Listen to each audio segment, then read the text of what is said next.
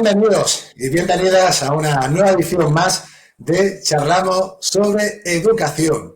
Y hoy tenemos como invitado a esta persona que, como hablábamos hace un momento, tenía mucha curiosidad por conocerla y, por supuesto, hablar con él sobre educación y también sobre la labor profesional que lleva desarrollando durante años. Y él es David Gambara, es doctor en estudios ingleses y licenciado en Ciencias de la Educación. Después de 2 décadas trabajando como maestro de primaria, actualmente es orientador educativo. Además, publica en revistas y blogs con artículos, ilustraciones y viñetas. Es un dibujante excepcional, todo el que lo conozca lo sabrá estupendamente. Y a través de esa labor pues, intenta llegar a lo mejor posible a la gente por medio del visual thinking. Además, también es autor del libro que tengo aquí, que tuve el gusto de leerme, que ya pues, también aprovecho y os recomiendo, Pedagogía Básica, y también se encuentra inmerso también en otro ahora, ¿no, David? Me dice que es Orientación Educativa para 2030, Manual Básico. David, bienvenido y en primer lugar, ¿cómo te encuentras? ¿Cómo estás?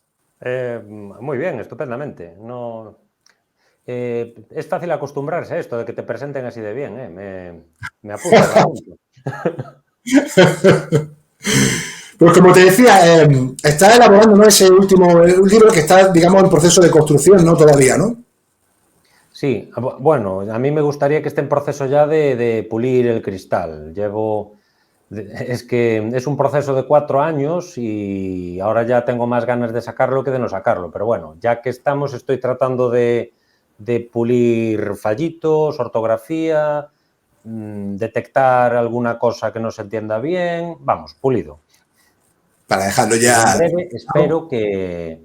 Yo creo que... Yo tenía pensado este mes, a ver si consigo este mes tenerlo ya brillante y encerado. Pues estaremos muy atentos para ver si la termina y, por supuesto, poder sumergirnos en él, ¿no? Y ver realmente lo que compartes con nosotros, aunque yo ya, como tú y yo sabemos, yo ya algo me ha adentrado y hay cuestiones que realmente me han resultado de interés y también es uno de los motivos por los que hoy pues te tengo aquí conmigo, David. Pues, ¿qué quieres que te diga? Y tienes muchas ganas de conversar contigo y de hacerte una serie de preguntas, ¿no? Para abordar cuestiones, sobre todo relacionadas pues con la labor profesional, ¿no? Que te encuentras actualmente desarrollando y es la relacionada con la orientación educativa. Pero antes de meternos de lleno en ello, David, si sigues la charla, sabes que siempre inicio con esta pregunta a todos los invitados e invitadas que pasan por esta casa, y es la siguiente, David. Bajo tu punto de vista, ¿qué cualidades consideras que debe tener un buen o una buena orientadora educativa? Cambiamos lo de profesor, porque ahora, tú bien sabes, era orientador, digo, voy a ceñirme ahora a su desempeño profesional. Qué bien, no, ahora que me prepare la otra me haces una nueva. No, pero puedes responder primero a la del profesor y luego pasamos a la del orientador. Primero la del profesor, vale. Sí. No, a ver, es broma. Evidentemente tengo la suerte de que ya he visto tus típicas preguntas y ya sé, cuando escucho a la otra gente me imagino que contestaría yo, ¿no? Entonces ya no me pillas de... Pero bueno, de todas formas esta la tengo clara desde hace años, porque uno de mis referentes principales en educación es Dylan Wiliam, que espero que te suene si estás estudiando magisterio. Y además de hablar mucho de evaluación formativa del alumnado, ha hablado bastante de formación del profesorado y cómo se pueden conseguir profesores más eficaces. Entonces me dejó marcado algunas charlas que vi sobre él en las que habla de este tema y aunque dice que se puede más o menos saber qué profesores pueden ser más eficaces porque se pueden analizar los resultados de los aprendizajes de su alumnado, ¿no? Lo que me llamó muchísimo la atención es que sus conclusiones son que somos especialmente malos en saber detectar cuál es el profesorado eficaz. Es decir, él lo que encontró es que el colectivo del profesorado no sabe detectar qué profesorado es eficaz y no. La investigación parece ser que sí, bueno, no sé, tendremos que fiarnos, pero que nosotros no sabemos hacerlo, que no sabemos cuáles son las características de un buen profesor y cuáles no son.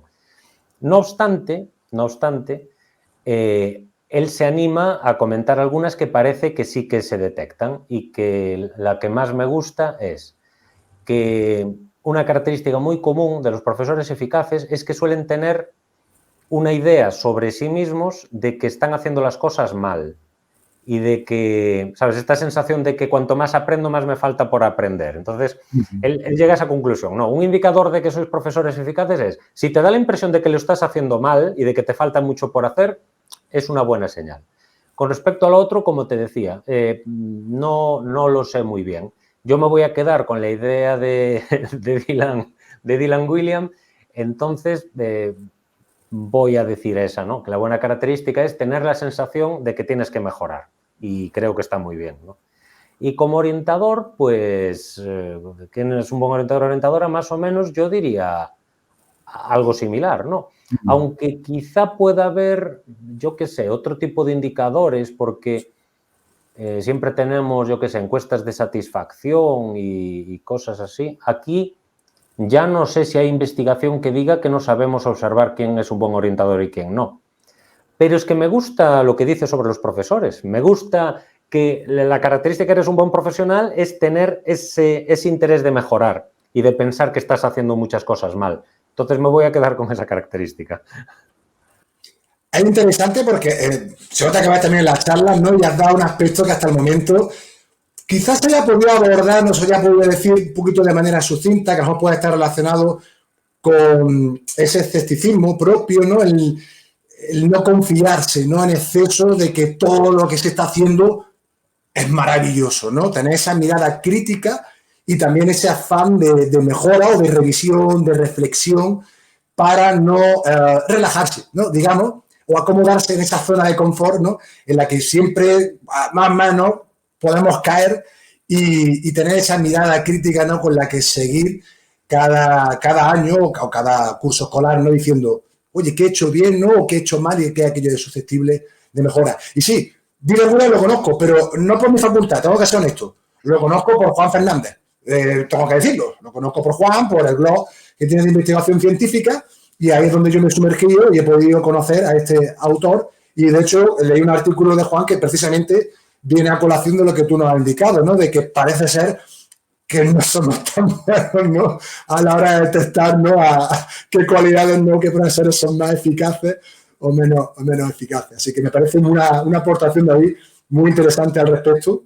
Espero no haberle pisado la respuesta para cuando tengas a Juan, que sospecho que va a acabar estando aquí.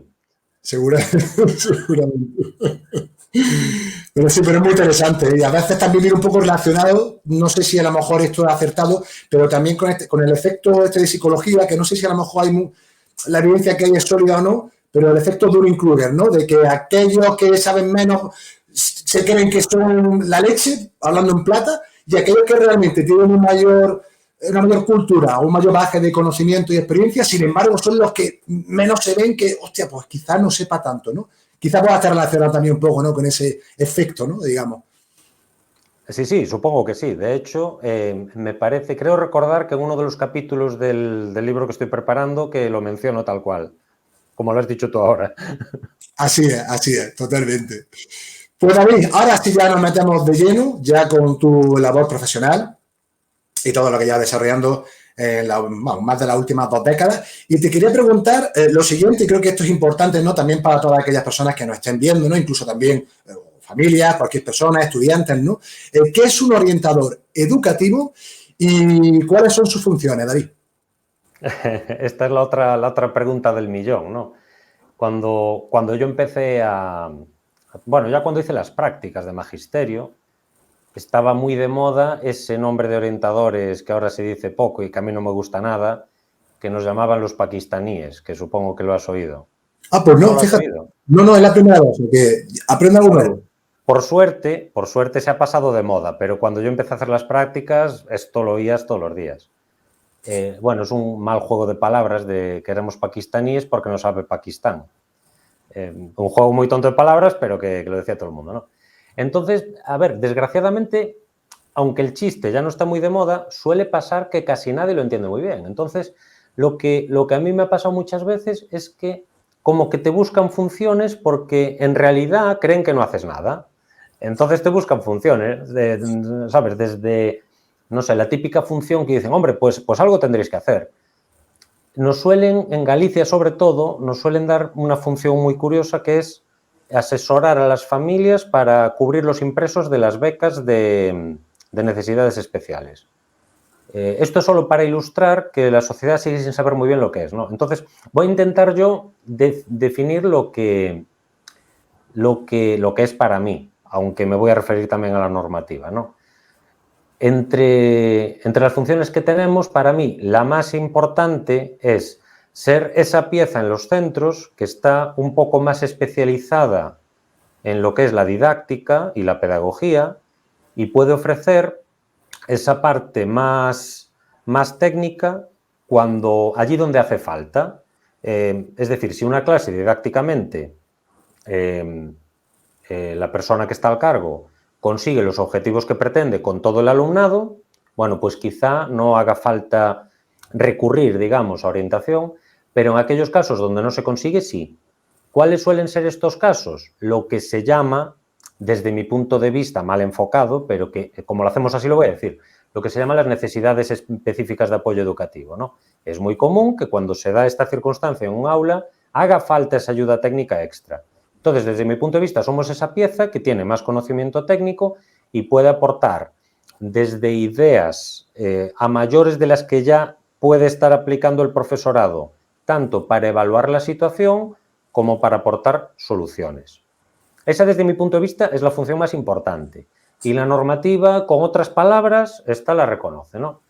Otras funciones que la normativa dice es que hay que coordinar la atención a la diversidad desde orientación. Todo lo que se hace con respecto a la atención a la diversidad debe estar coordinado y ahí estamos nosotros. Y luego, otra función muy favorita de inspección y de los equipos directivos es la elaboración de informes, que desde mi punto de vista, no sé si luego tenías pensado preguntarme sobre este tema, pero lo voy a decir ya ahora. Desde mi punto de vista, los informes a nivel centro educativo no deberían servir para nada, porque si la otra función que yo te he dicho ya la estamos haciendo, un informe escrito no aporta absolutamente nada. Es decir, si yo estoy colaborando contigo tanto para evaluar la situación de tu aula como para hacer la programación, no se necesitaría estos informes. Pero sí que es verdad que mucha gente, como te decía con las becas, dice, hombre, pues para algo estáis, tendréis que hacer informes. Entonces también tenemos esa función y esta también la recoge la normativa. Tenemos que hacer una serie de informes. Y luego las otras típicas funciones de funcionario, valga la redundancia, que es presidir las reuniones del Departamento de Orientación, participar, que en Galicia hay un curioso sistema por lo que a nivel normativo, en algún modo, los que trabajamos en colegios de primaria dependemos del instituto. Esto es una idea muy, muy divertida, pero es así. Entonces, una de mis funciones es asistir a las reuniones de orientación del instituto. Afortunadamente, en la práctica, nos tratamos como compañeros y no se ejerce, digamos, esta jerarquía. Pero bueno, es una de las funciones que la administración nos atribuye, ¿no? Y yo añadiría un par de ellas más que desde mi punto de vista son importantes, ¿no? Una sería que se supone que si a mí para estar en orientación se me exige mayor formación universitaria, será precisamente para aprovechar no solo el mayor conocimiento, como te decía, en pedagogía y didáctica, sino también sobre la investigación en educación.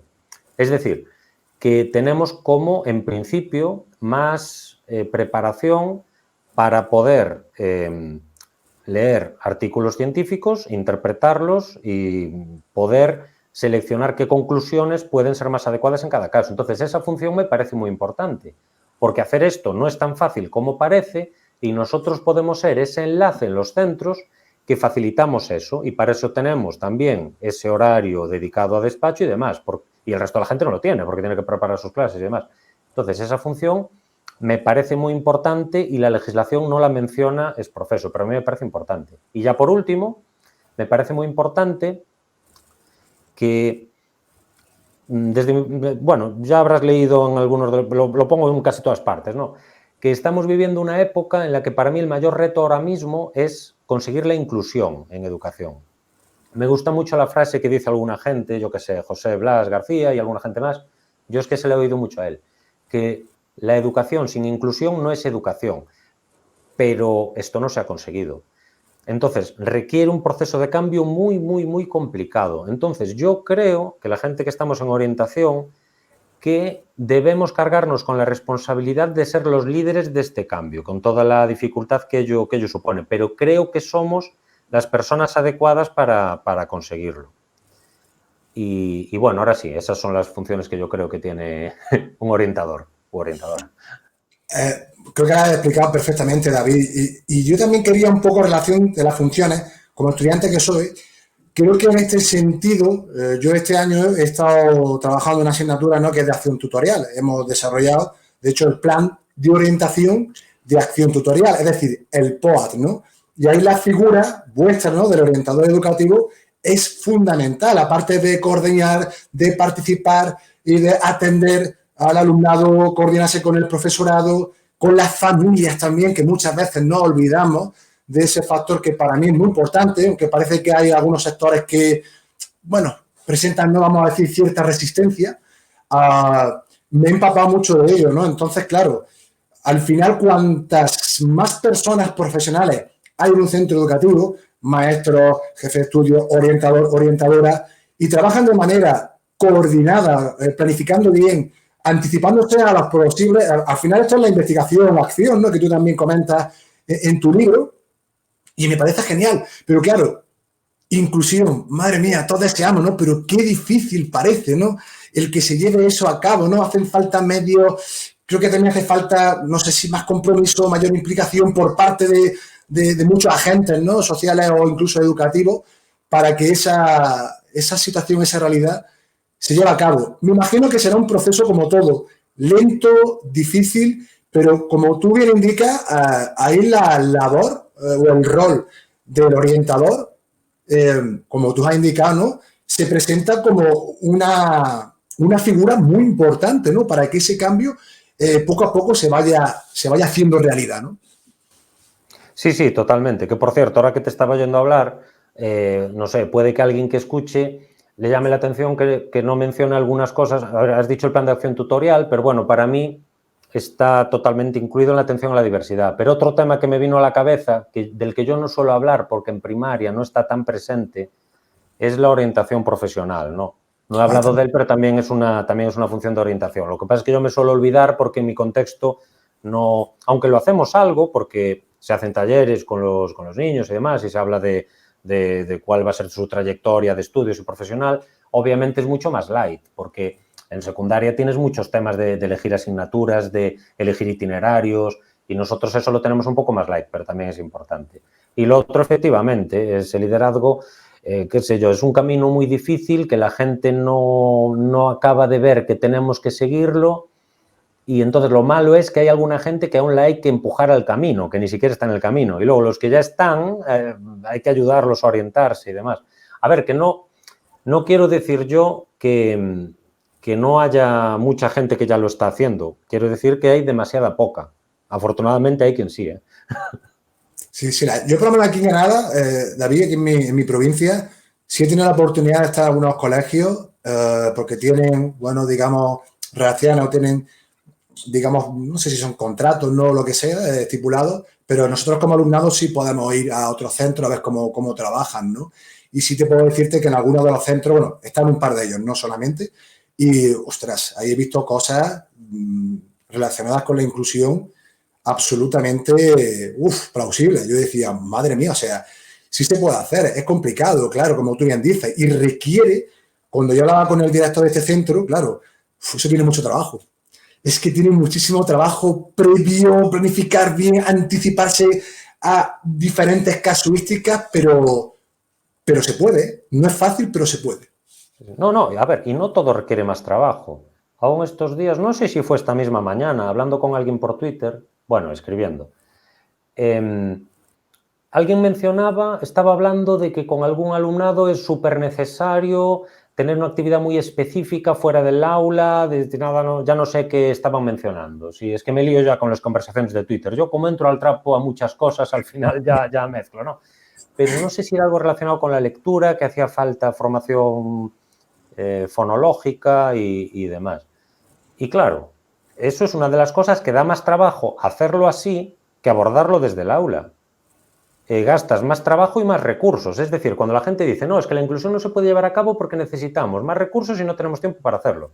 Pero vamos a ver, si tú, en lugar de tener un profesor en el aula y otro fuera haciendo cosas diferentes que han tenido que preparar 2 clases, entre los 2 preparan una sola clase y trabajan en el aula, has ahorrado trabajo y recursos.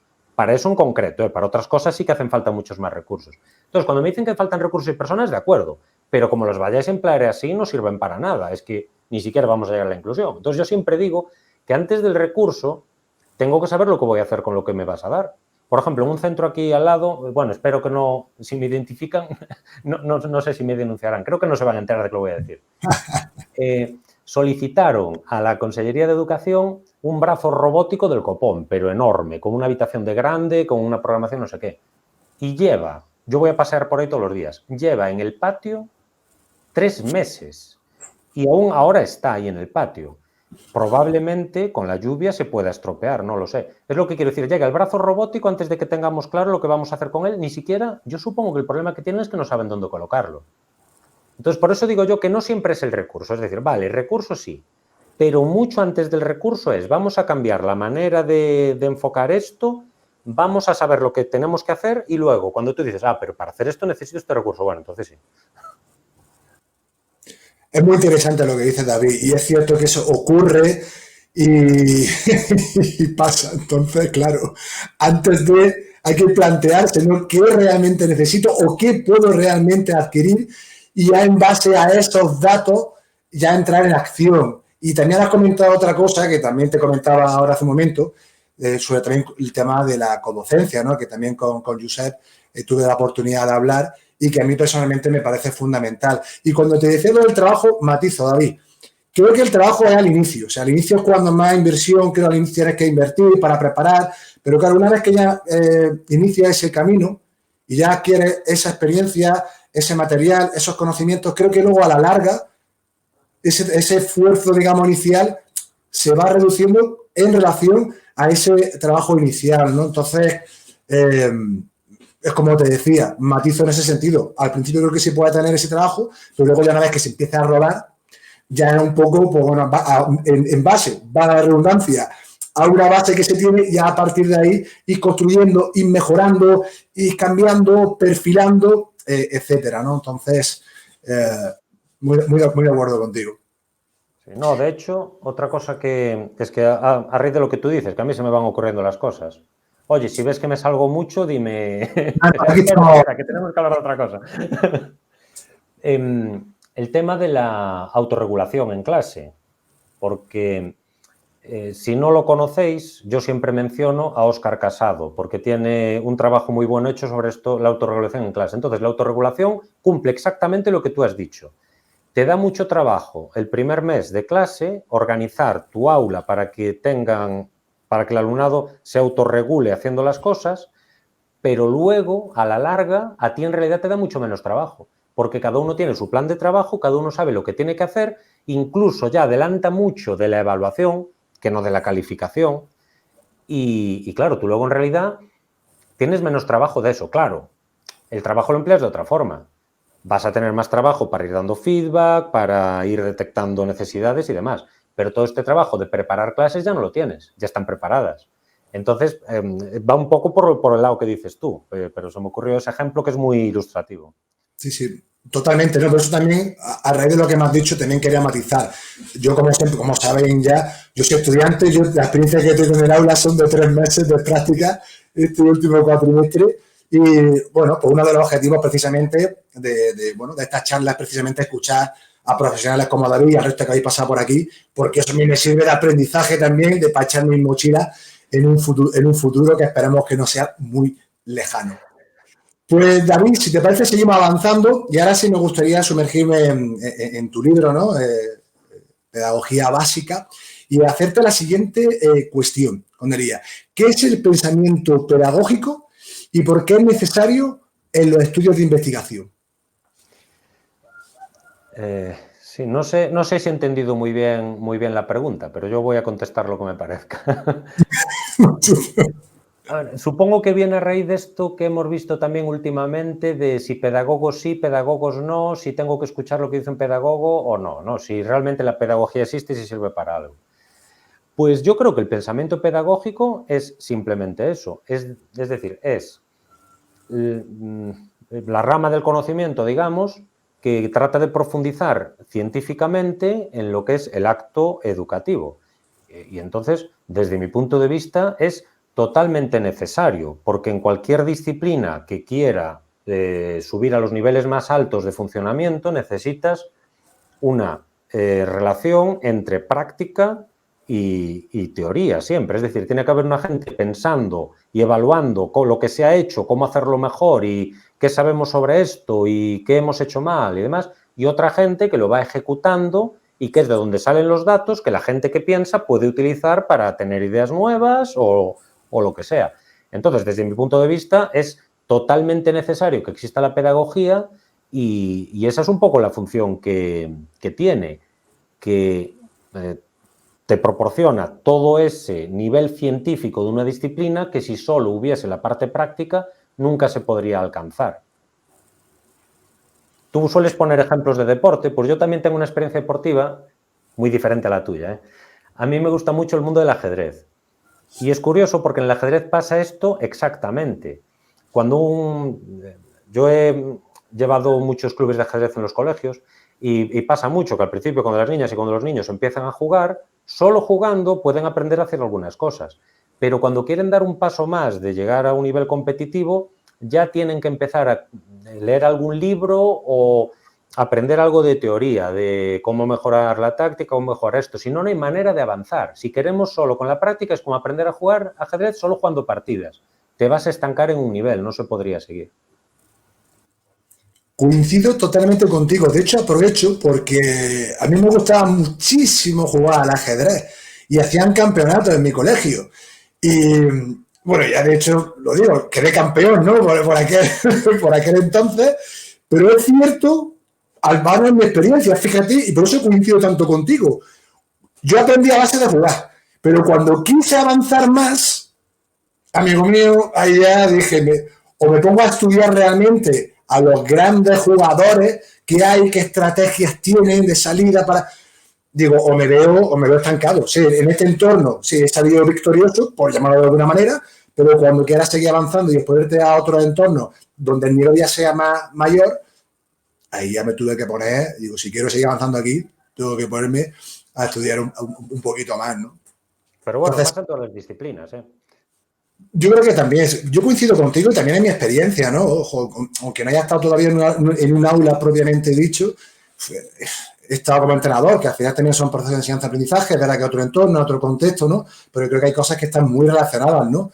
Ambas, ¿no? Al final estás enseñando, que sea una disciplina deportiva como el baloncesto, pero vamos, yo al menos ahora que estoy estudiando veo similitudes absolutamente muy, muy grandes, ¿no?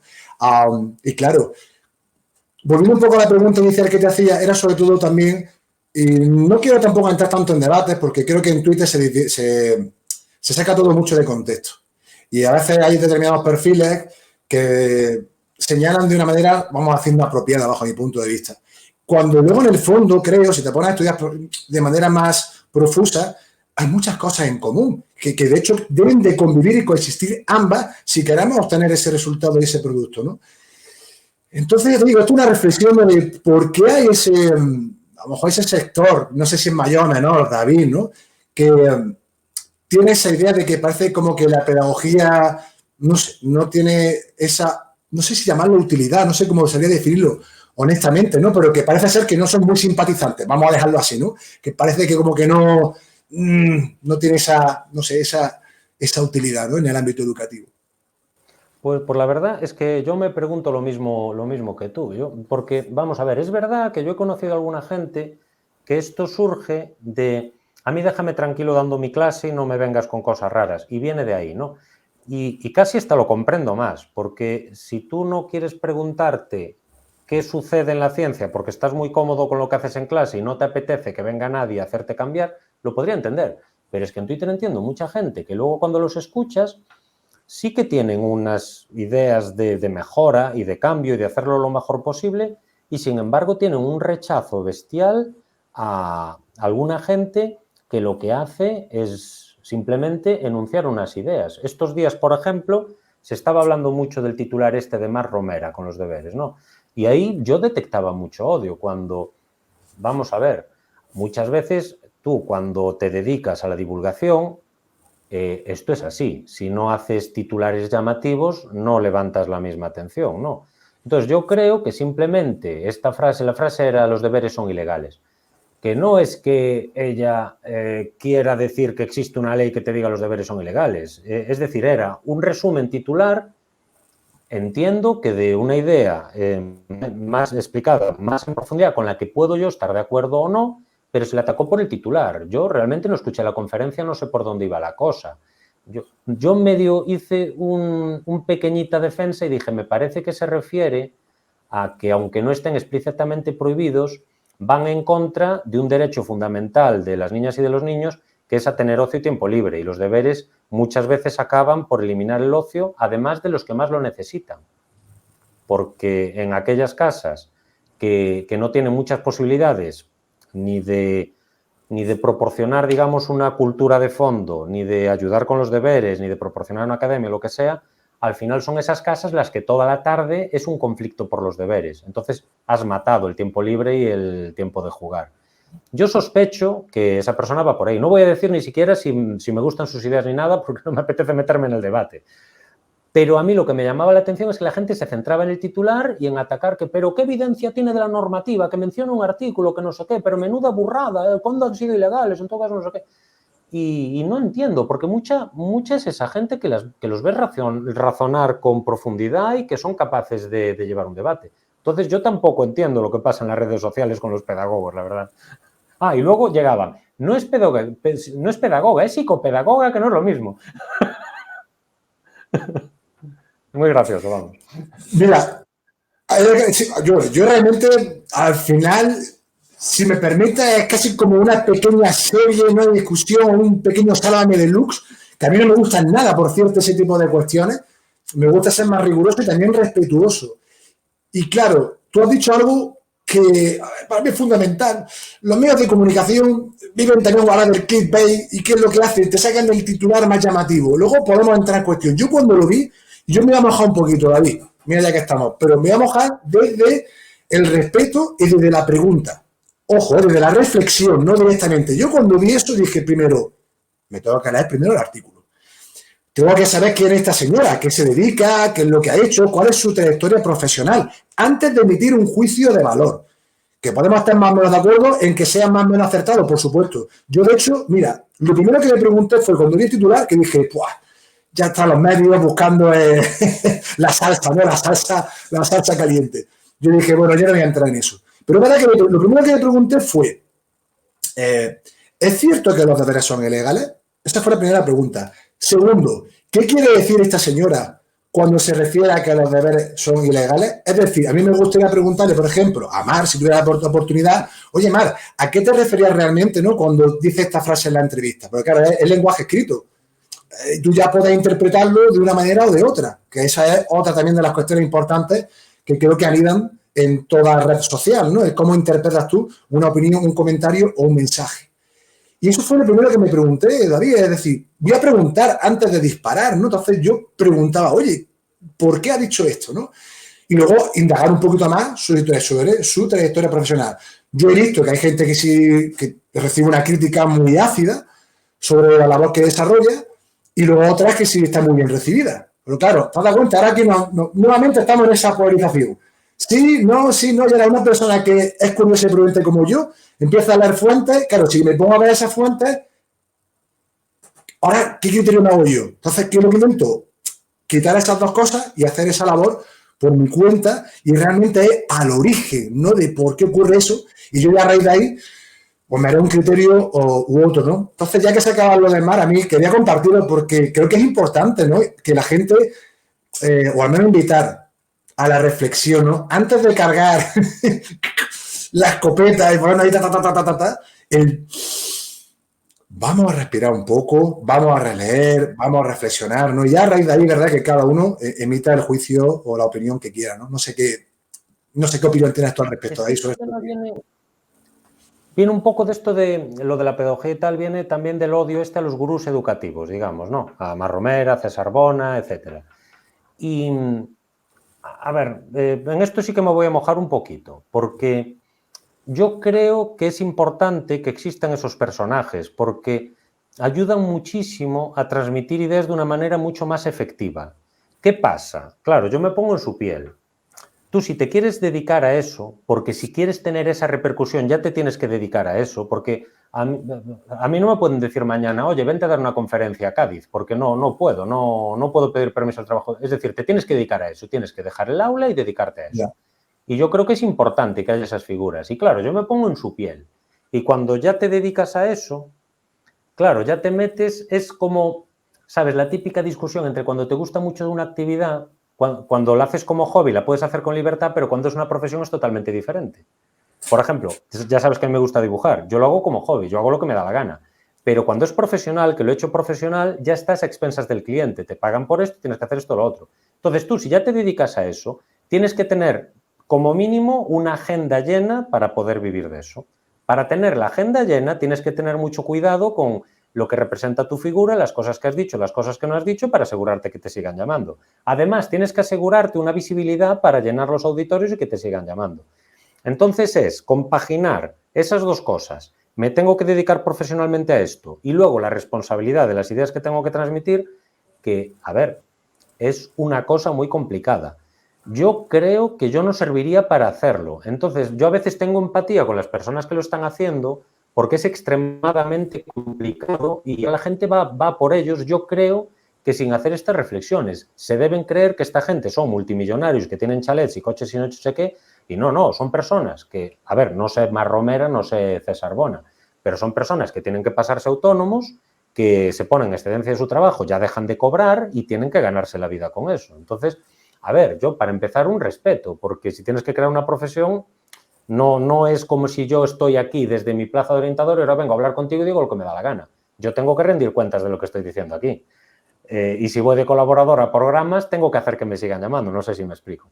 Entonces yo quería hacer esa reflexión que creo que muchas veces la gente con este odio a los gurús educativos, yo creo que se equivocan, porque no es una gente que se esté enriqueciendo a costa de nadie, han escogido esa profesión que yo creo que es importante, por esto que te digo, de transmitir ideas importantes, y entonces, no sé, yo creo que no merecen estos odios, pero bueno, es mi punto de vista.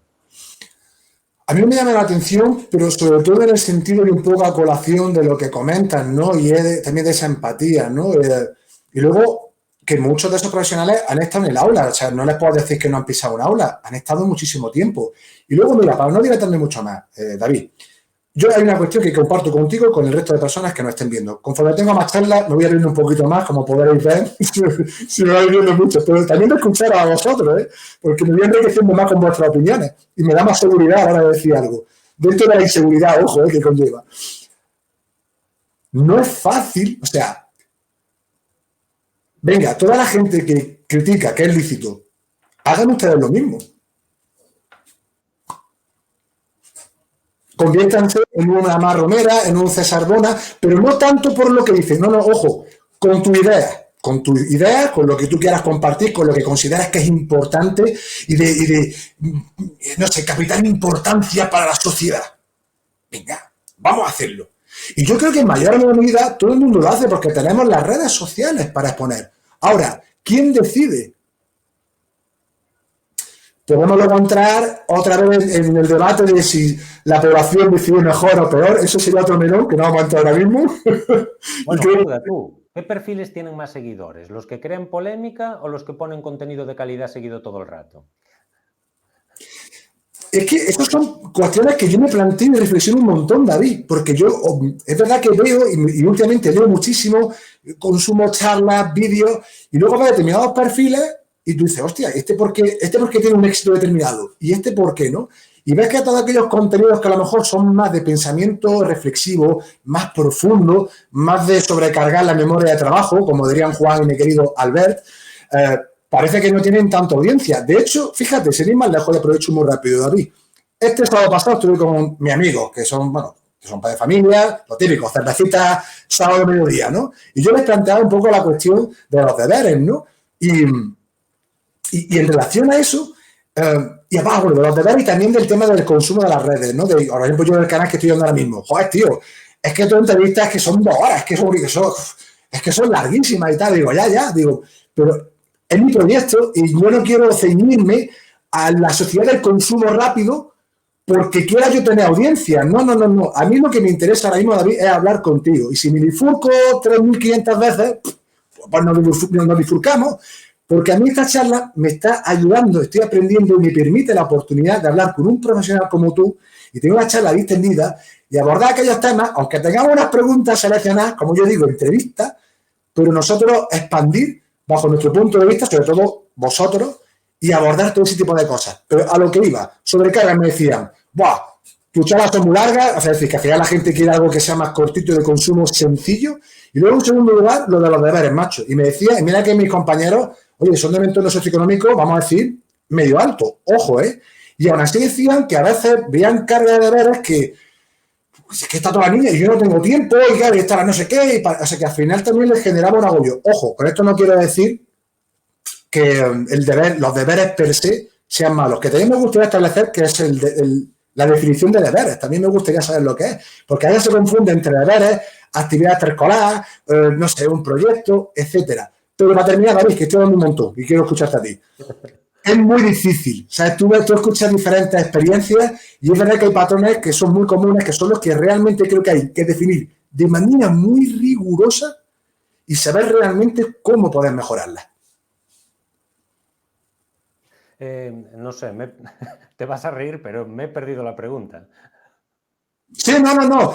Pero esto, fíjate, te matizo, David, que aquí nos hemos bifurcado bastante. Te hablaba sobre el tema de cuando hablábamos de los gurús, ¿no? De las personas estas, ¿no? Que se dedican a las charlas y tal, ¿no? De esa crítica, de ese odio. Y yo preguntaba también, ¿no? ¿Y por qué otra gente no lo hace, no? Porque a ellos sí les funciona y a otros no. Y luego seguimos avanzando con el tema de la difusión, de por qué unas personas consumen un material determinado y otras no, ¿no? Al final, ¿por qué unos llegan? ¿Qué perfil tiene la audiencia? ¿Por qué un medio de comunicación te pone, y todos lo sabemos, un titular para qué? Para captar la atención del mundo? Y son cuestiones que creo que el ciudadano debería tenerse cuenta para no caer y picar en esa trampa, ¿no? Y hacer un pensamiento más profundo y poder realmente dar una opinión que tenga una base, vamos a llamarle, con un sustento de mayor rigor. Sí. Es que ya sé por qué me había perdido la pregunta. Es que estaba de acuerdo en todo lo que tú decías, ¿no? Y yo lo reflexiono muchas veces. Mismo, como ves, trato de escribir algún que otro libro, pero ni siquiera los mando a las editoriales. Yo los autopublico porque yo intento, digo, he tenido una idea que me parece interesante y que puede interesar. Pues voy a tratar de hacer que pueda llegar a cuanta más gente mejor. Entonces, ya ves, el libro que yo he puesto ahí cuesta 5 euros. Me parece que es asequible y es más, durante una temporada, si me lo pedían por PDF por Twitter, lo mandaba por PDF. Que volvemos un poco a lo mismo. Si yo me dedicase a escribir libros, no lo podría hacer. Primero, porque no tendría distribución. Segundo, porque no hay margen suficiente para dedicarse a eso. Y tercero, porque si lo regalo en PDF, nadie lo compra en papel.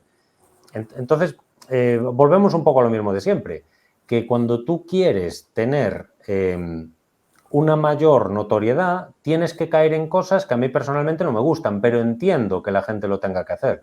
Y en las redes sociales tienes que acabar cayendo en cosas que a mí no me gustan nada. Desde la cosa más simple, como repetir mucho, porque a mí ya no me gusta, es decir, quiero que esto se difunda, pues lo voy a publicar 3 veces al día durante una semana para que llegue... A mí eso ya no me gusta hacerlo, pero si tú quieres vivir de una imagen pública, igual lo tienes que hacer. Desde eso hasta decir, vamos a ver, ¿a qué hora tengo que publicar? ¿Qué palabras clave pongo que llamen más la atención? ¿Qué imagen con qué colores va a ser la que más haga que me pinchara a la gente? Y eso sigue siendo cosas que, bueno, no me gustan, pero las considero respetables. Pero ya cuando entramos, vamos a ver, ¿con quién me tengo que meter para que esto cree la polémica suficiente para llamar la atención? ¿Cómo tengo que enunciar esta frase para crear esa polémica y que la gente empiece a discutir aquí y que tenga más difusión? Y sinceramente, yo cada vez veo más que las cuentas con más repercusión son por estos temas y no por la calidad de lo que suceda en ellas. Entonces, yo estoy contigo. Yo creo que la sociedad tiene que reflexionar un poquito, porque sinceramente, desde mi punto de vista, sí vamos a ir hacia atrás. Porque si vemos que esto sucede y seguimos consumiendo las mismas... Caramba, somos nosotros mismos los que lo consumimos. No es que nos lo impongan desde arriba y estamos consumiendo así. La televisión igual. Mencionabas el Sálvame Deluxe y esto. Si esos programas funcionan es porque tienen audiencia. ¿Aportan algo a la cultura? Yo qué sé, no me voy a meter en si aportan algo o no, pero desde luego hay otros programas que estoy convencido que aportan mucho más. Hay programas buenísimos que los van cambiando de hora, no se sabe muy bien por qué ni cómo y acaban desapareciendo o no sé. Ahora estoy viendo que el contenido que te ponen en la televisión de series y demás es siempre el mismo una y otra vez.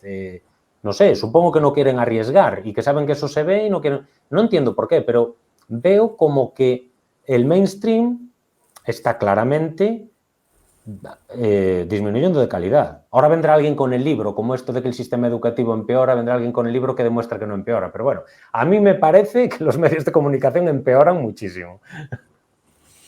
Yo coincido contigo también por lo que observo, ¿no? Y al final, un poco para cerrar esta cuestión, perdonen, al final me voy un poco por las ramas, pero creo que no sé, me apetecía mucho compartirlo contigo, David. Me apetecía mucho compartirlo contigo, también exponerlo aquí, en esta modesta casa, porque también uno de los objetivos, y también lo digo en la presentación, ¿no?, del canal, es precisamente invitar a la curiosidad y a la reflexión profunda. Es decir, no caer quizá en esos clichés que yo también he caído, que todos somos carne de cañón, ¿no? De querer entrar.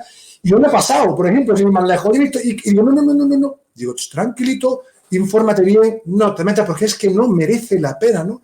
Entonces, bueno, como siempre digo, yo desde mi humilde posición intento generar este contenido para invitar a la reflexión también, para aprender y, cómo no, para aportar nuestro pequeño granito de arena, y yo ya con eso ya me doy más que por satisfecho, David, honestamente. Sí, pero ya te digo, seguramente no llegues a tener millones de visualizaciones. Ojalá sí, pero me da que no. Créeme que mis expectativas, que las juro muy bien, David, no van ni de lejos para eso. Esto es un disfrute personal que hago yo por la simple razón de conocer a personas, ¿no? Como te decía, de profesionales de la educación que estoy viendo por Twitter. Y, ostras, que me apetece. Además, soy una persona, como puedes ver, que también me gusta hablar, me gusta conversar. Y para mí esto es un regalo. Para mí esto es un placer. Y lo digo de corazón, y me ha escuchado en alguna entrevista, que es que lo digo siempre. Y no lo digo en bueno, lo repito siempre porque me parece fundamental. Primero, ser agradecido. Y segundo, que lo digo de corazón. O sea, y creo que el lenguaje no verbal, creo que a veces es muy explícito, ¿no? Cuando uno dice las cosas. Y para cerrar esta cuestión, David, ya seguir avanzando. Nos vamos a meter de lleno también un poquito en otra cuestión que también ha levantado ciertas polémicas, ¿no?, acaloradas, ¿no? Y quería preguntarte sobre Howard Gardner y su obra Frames of Mind, ¿vale? En tu libro, Pedagogía Básica, en la página 35 concretamente, ¿no?, nos dices que ha sido una referencia para ti, ¿no? Entonces, en este sentido, quería preguntarte, ¿por qué a raíz de la lectura de ese libro, ¿no?, cambió tu manera de ver la educación? Me hace gracia porque estábamos hablando de seleccionar las preguntas y no has escogido a Dylan Wilian, has escogido a Howard Gardner.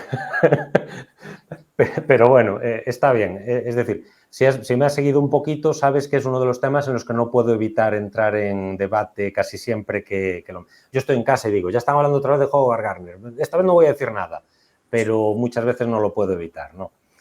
Pues a mí lo que me cambió realmente ese libro... Yo te cuento cómo llegué a él un poco, ¿no? Cuando yo empecé a ser orientador, venía de haber visto trabajar... Bueno, yo venía de ser licenciado en Pedagogía, especialidad de orientación escolar. Bueno, igual no se llama así, pero nos entendemos. Y cuando decidí pasarme a orientación, había cosas que tenía claro que quería cambiar y una de ellas era la concepción que tenía de inteligencia los centros educativos y la sociedad. Y yo veía que había algo que fallaba, ¿no? Porque se centraba mucho en hacer una prueba, en llegar a un número y no sé qué. Y entonces ese libro lo que me proporcionó fue, para mí es un libro excepcional que debería leer todo el que le interese el tema de la inteligencia, esté luego de acuerdo o no en las ideas que están dentro.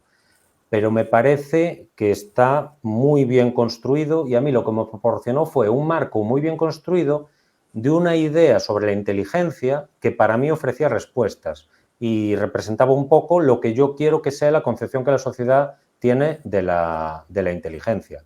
Y se basa en esto, que el autor viene a ser una respuesta a la tradición de los test de inteligencia, de a mí me define un número y claro, ya los analizo, ya va un poco más allá del número. Y claro, hace reflexiones muy importantes, como que los test de inteligencia que tenemos nosotros, no todos, pero muchos, suelen tener una parte verbal de relación semánticas y demás. Y claro, entonces ya estás relacionando mucho la inteligencia con una cultura concreta que has adquirido en un contexto concreto. Y como hablábamos antes, ya para empezar, ya te dejas fuera de un plumazo a muchos estratos de la sociedad que si no tienen ese acceso a la cultura, entonces claro, ya empieza la inteligencia a ser algo que no me gusta mucho, porque ya está tan relacionado con haber recibido una cultura concreta, ya no es lo que parece que tratábamos de detectar, que es una habilidad en bruto, digamos, ¿no?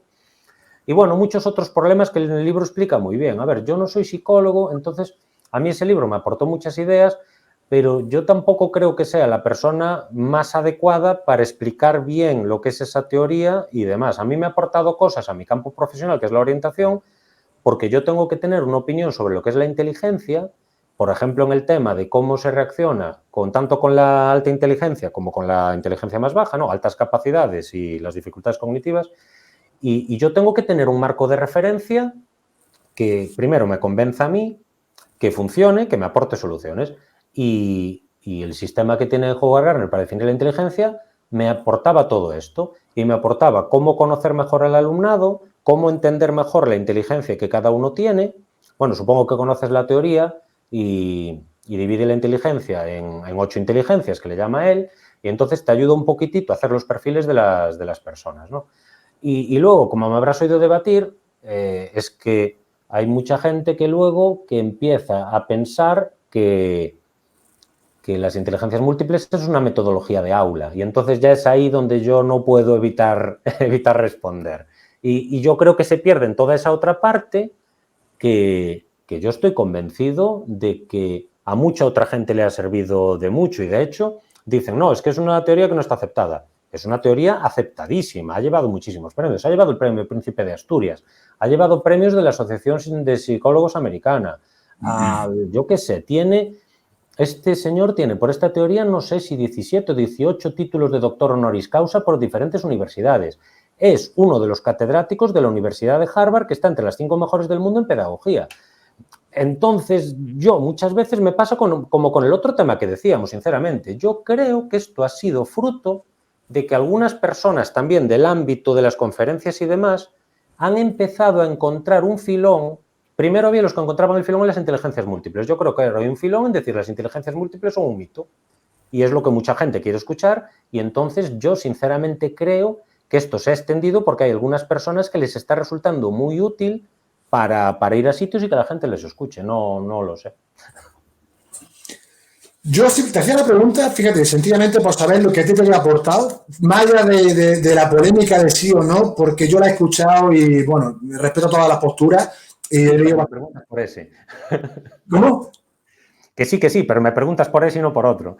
Sí, no, te voy a preguntar por más también, ¿no? Pero a ti no te voy a escuchar, o sea, yo quería escucharte a ti, pero no por lo escrito, sino quería verte cómo tú desarrollabas, ¿no? Digamos, esa idea de por qué te había esperado. Pero al final el objetivo, David, es ver qué te ha aportado a ti, ¿sabes? En tu labor profesional y qué, vamos a decir, qué beneficios o qué resultados te ha dado, ¿no? El que te haya inspirado en la lectura de ese libro, de ese autor en concreto, más allá de que además él lo explica bien también, que cuando hablamos de metodología o el tema de las inteligencias como tal, ese concepto ya de por sí, sabes que no hay una definición establecida, universal sobre lo que es la inteligencia, hay varias definiciones según diversos autores, pero al menos sí a tener la mente abierta de escuchar y que cada libro nos aporta algo a nosotros como personas para luego poder llevarla o transformarla a nuestro ámbito. Entonces, yo quiero quedarme con esa esencia, David. Yo no iba tanto, de verdad, así, bien, no, para acá, ya he leído mucho sobre ello. Entonces, yo quería saber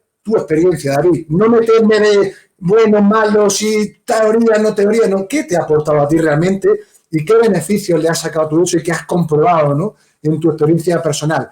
Más allá, como digo, de la polémica, si de la inteligencia, de si no sé qué y de lo otro. Entonces, escuchar en primera persona, bueno, en este caso, en este medio, tu experiencia, no más allá de la polémica. Yo que no, de verdad, no me quiero meter en eso porque ya creo que estamos manidas, se habla mucho ya y bueno. Sí, bueno, eso que te contaba, ¿no? Es decir, lo que me ha aportado es esa parte toda que te decía yo. A ver, si yo también, lo que dices ya lo comprendo, ¿no? Pero vamos a ver, yo algunas veces también cuando es que me gustaría no hablar de este tema, pero es que desgraciadamente todo este movimiento que ha habido de desmitificarlas ahora obliga a que cuando las mencionas tengas que hacer una justificación. ¿Por qué? Porque si no mucha gente, como ha oído que no existen y que no sé qué y que no sé cuánto, solo que las menciones ya te desacredita. Entonces, desgraciadamente, desde hace un tiempo, cada vez que hablo del tema, tengo que justificarlo, porque si no la gente me va a oír decir esto y dice, esto ya está hablando de las inteligencias múltiples, apago. Y claro, es un daño que se hace mucho, ¿no? Entonces, como te contaba, me proporcionó esa manera que a mí me daba soluciones para entender la inteligencia. Entonces, aplicaciones prácticas en el ámbito de la orientación. Muy fáciles. Cuando quiero hacer esa función que te comentaba de ayudar en los procesos de evaluación y de estrategias educativas, este marco de referencia para entender las inteligencias me permite diseñar actividades en las que yo voy a recibir evidencias de aprendizaje de por dónde va el perfil del alumnado. Si tienen esa inteligencia matemática desarrollada o esa inteligencia lingüística o qué inteligencia tienen desarrollada. Permite varias cosas. Tener un marco en el cual te dice cuáles tienes que observar e incluso una consecuencia del libro, no sé si estás familiarizado con el proyecto Spectrum. Fue todo Sí. un proyecto, pues bien sabes que fue un poco desarrollar cómo eso podía llegar a tener una realización práctica en la evaluación. Y entonces a lo que se llegó fue a unas actividades de evaluación auténtica, digamos, es decir, actividades de la propia aula donde observas al alumnado en su contexto y donde puedes ahí sacar esa información sobre su perfil cognitivo que luego te ayuda a las estrategias. Por supuesto que es una patochada decir, niños, ahora vamos a hacer un ejercicio de inteligencia lingüística. Esto es una chorrada. Pero si yo detecto que en un aula o en una sola persona, tanto sea que hay una inteligencia lingüística que se me sale del tramo al que yo estoy acostumbrado, por arriba como por abajo, me puede ayudar a decir, vale, ¿cómo puedo mejorar mis programaciones de aula? Pues necesitamos algunos estímulos porque aquí hay unas inteligencias lingüísticas que están infrautilizadas, digamos, o al contrario, el nivel lingüístico que estamos requiriendo aquí es extremadamente alto. Claro, ¿qué pasa? Que tradicionalmente, cuando yo veía lo que se hacía en atención a la diversidad, cuando estaba como maestro, siempre era matemáticas, lengua, se acabó. Lo bueno de usar un marco de referencia como este es que la música está al mismo nivel, el arte está al mismo nivel, las inteligencias intrapersonales e interpersonales. Esto nos pasa muchísimo. El típico ejemplo de... A mí no me gusta nada mencionar los nombres de necesidades específicas, pero como están ahí, a veces los menciono, ¿no? Entonces, la gente que tiene TDAH, muchas veces les cuesta muchísimo dar el nivel en los ejercicios de clase de matemáticas y de lengua. Sin embargo, hay muchas veces que son buenísimos en relacionarse con los demás, en saber crear una situación en la que los demás lo pasan bien y demás. Y claro, lo que a mí me gusta de este marco de referencia es que esa inteligencia es exactamente igual de importante que la lingüística.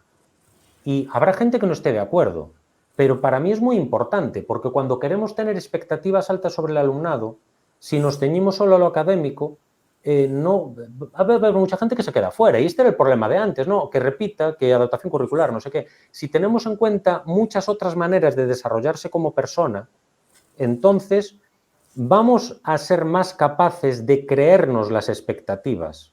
Es decir, yo sé que tú haces esto muy bien, voy a ayudarte a desarrollarlo y tenemos más campo donde encontrarlo.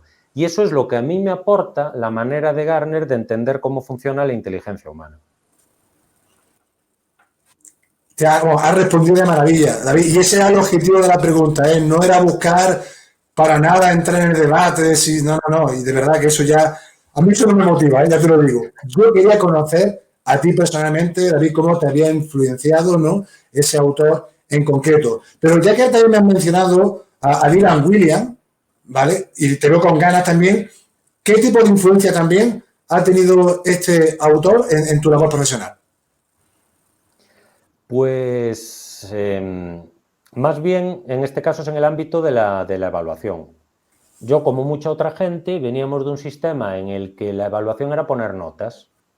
Y también cuando empiezas a ver que eso naufraga y que también se queda mucha gente fuera, después estás todo el día cuestionándote, porque dices, ¿por qué aquí he puesto un 4? ¿Por qué yo pongo un 6? No sé qué. Entonces ves que no vas a ninguna parte, empiezas a darte cuenta de, ¿y yo cómo soy capaz de decir que esta persona tiene que suspender? ¿O cómo soy capaz de...? Entonces, Dylan Wiliam me proporcionó, bueno, él y otros, una manera también de entender cómo enfocar esa evaluación para que tenga un sentido.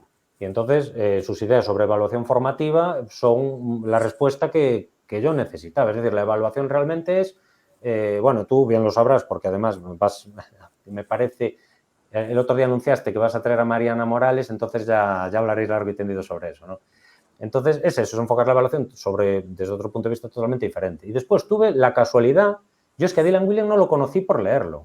Es que ese año que te comento que estaba en Canadá, dijeron, mañana hay una formación para profesores. Y me pongo yo en un auditorio y de repente está Dylan Wiliam hablando. Entonces, claro, tenerlo delante me impactó muchísimo. Yo en ese momento no sabía quién era, ¿no? Pero es que cuando...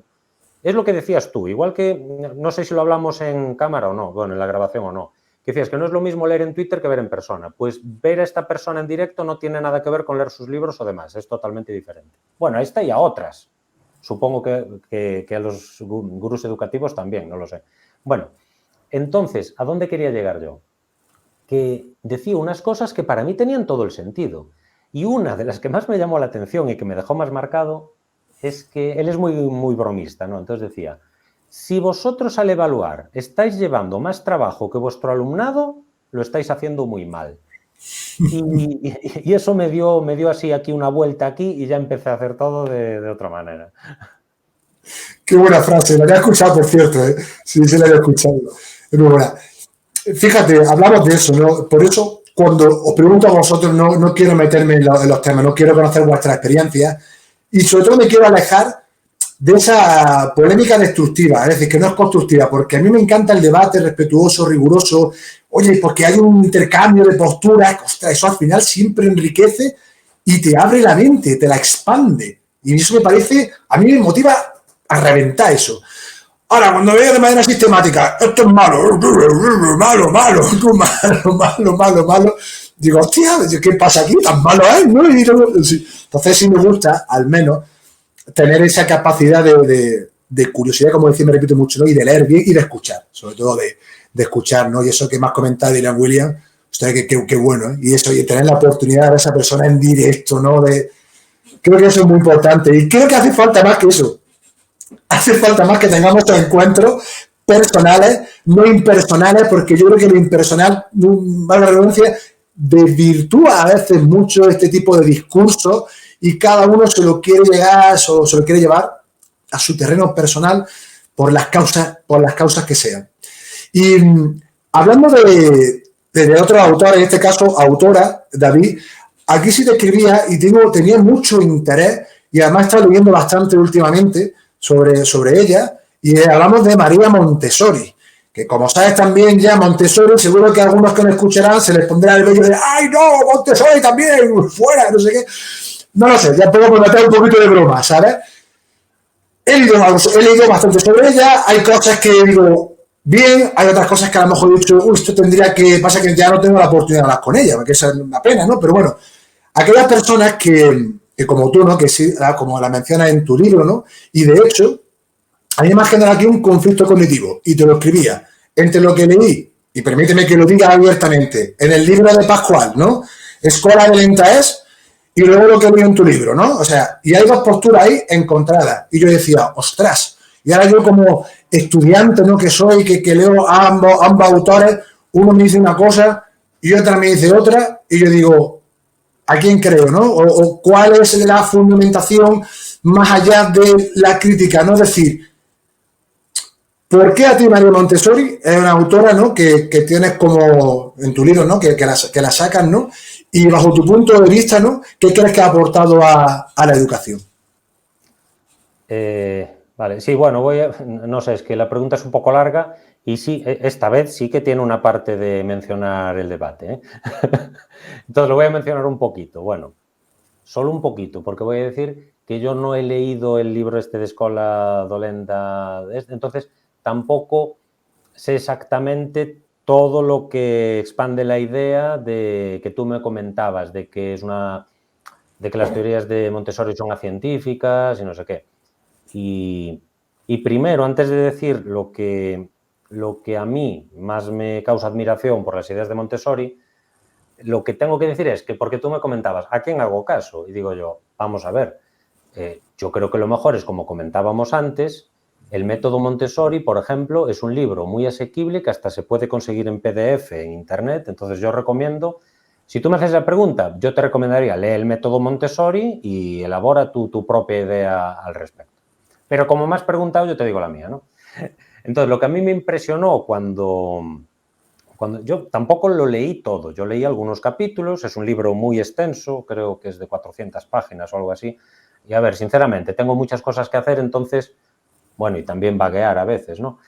Entonces, yo tampoco he leído por completo todos los libros de los que hablo a veces, ¿no? He leído algunos capítulos. Entonces, entre el conocimiento que yo tenía de la carrera de la licenciatura de Pedagogía, donde por supuesto se habla de Montessori, y de lo que he leído, que he leído algunos artículos y algunos capítulos del método Montessori del libro, lo que a mí más sobre todo me impactó mucho, que cuando no conoces al personaje, la primera idea que yo tenía antes de conocer un poco más al personaje es Montessori, educación infantil. Una especie de, no sé, de ideas sobre cómo hacer la educación infantil, guardería, plastilina, hacer dibujitos en la arena. Esa es la idea un poco que tenía yo de María Montessori, ¿no? Y después tengo que reconocer que cuando más páginas leí fue cuando escribí el libro este, aunque ya había leído algún artículo antes, ¿no? Pero ahí leí muchas páginas para poder opinar un poco más en ese parrafito. A ver, para el que le apetezca conocer ese libro de pedagogía básica, ya no recuerdo cómo se llama, 31, bueno, ya no sé, en 31 Sí, días. pedagogía básica, ¿por dónde empezar? 31 grandes de la A a la grandes. Z. Eso es, 31 grandes. Pues yo lo que hice fue, hay un reto para mantenerse dibujando cada día que lanza el profesor Ramón Besonías y que consiste en hacer un dibujo cada día. Entonces yo cada año busco una temática y ese año en concreto busqué la temática de los pedagogos y me propuse, aparte del dibujito, profundizar un poquito el conocimiento que yo tenía de ellos, ¿no? Bueno, tras esta introducción os voy a contar lo que me sorprendió en esta relectura que hice de la autora. Y el aspecto que más me llamó la atención es precisamente ese, ¿cómo se dice? Lo profundo que es científicamente, porque era una persona que era licenciada en medicina o incluso doctora, esto ya no lo recuerdo, pero que estudió medicina antes que dedicarse a la pedagogía. Sí. Y el primer capítulo del libro, precisamente, es el carácter científico de la pedagogía, defendiendo en 1921 o 1912, ya no sé de qué año es el libro, defendiendo por qué la pedagogía tiene que ser una disciplina científica que sigue el método científico, en un tiempo que esto no estaba claro. Y después, cuando vas leyendo un poco más, a mí me dejó alucinado que hoy en día, yo creo que pongo un libro en algún sitio, ahí si Montessori levantara la cabeza o algo así. Porque claro, bajo la marca Montessori se han hecho algunas cosas que me parece que no aprobaría cuando lees el libro. Porque muchas veces se centra en qué materiales usar, en cómo organizar y cómo no sé qué.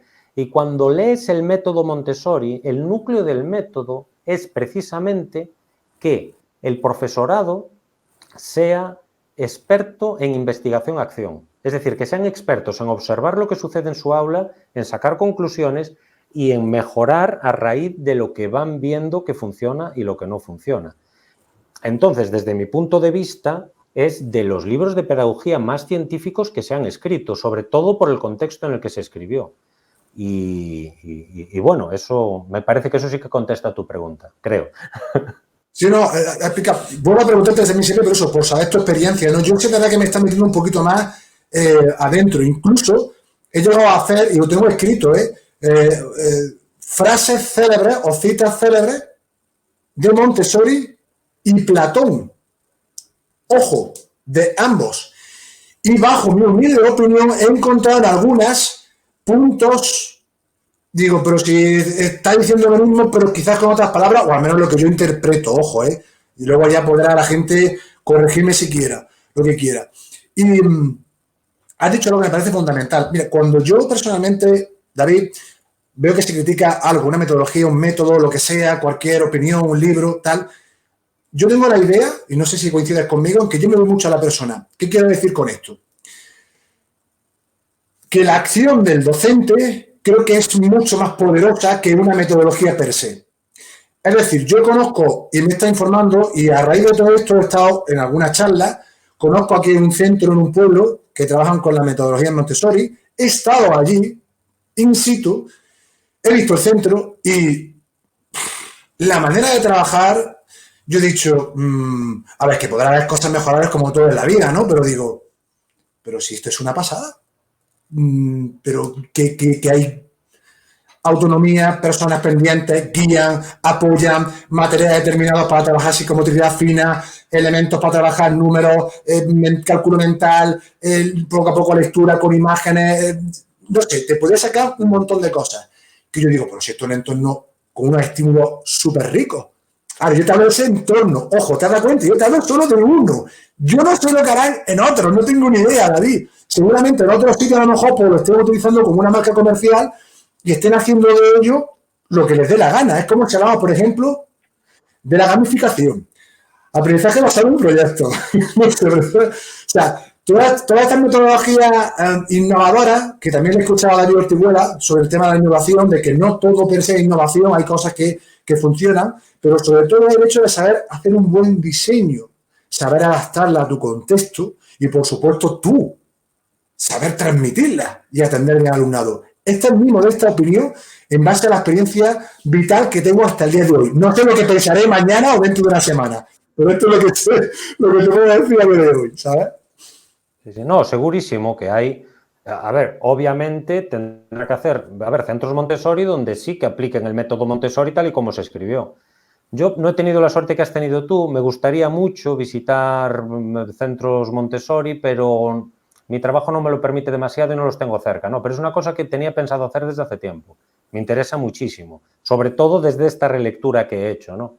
Porque, claro, lo que vemos nosotros alrededor muchas veces es una cosa mucho más simplona. Es gente que ha hecho un curso Montessori y que compra los materiales Montessori. Y eso, claro, es lo que digo yo, que no tiene nada que ver. Eso sí que es marca comercial pura y dura. Yo supongo que incluso quiero pensar que la mayor parte de los centros que se llaman Centro Montessori que sí que tienen un conocimiento profundo del método. Digo yo, vamos. Es que esa es la cuestión. Yo creo que están ahí en los matices. Por eso cuando veo críticas, bueno, ojo, a favor o en contra, me da igual, ¿eh? Yo cuando veo algo, digo, no, lo quiero conocer, quiero investigar de manera más profunda. Es cierto que Montessori también tenía algunas citas célebres que también están muy relacionadas con la religión, hacía también mención a Dios por aquella época, por sus creencias, pero creo que también cada persona también tiene que saber discernir, no ya puede tener esa idea y al final la cuestión de bueno, es que me voy a hablar contigo, pueden ser aquí mil cosas, que si ya no metemos en lo que es la fe, al final todo el mundo tiene fe en algo, no lo sé, pero bueno, en fin, no quiero meterme en ese general, que si no, David, nos estamos desviando aquí por la M40. Pero bueno, al final el objetivo de esto es decir, insisto, invitar, investigar, comprobar, visitar. Y yo te hablo, ojo, te hablo de un solo contexto, ¿eh? Desconozco cuántos centros hay, no tengo ni idea de verdad de cómo trabajan, no lo sé. Yo he tenido la fortuna de que aquí en un pueblo de Granada están trabajando así y me han invitado, yo he tenido la posibilidad de ir y verlo. Y he dicho, hostia, tío,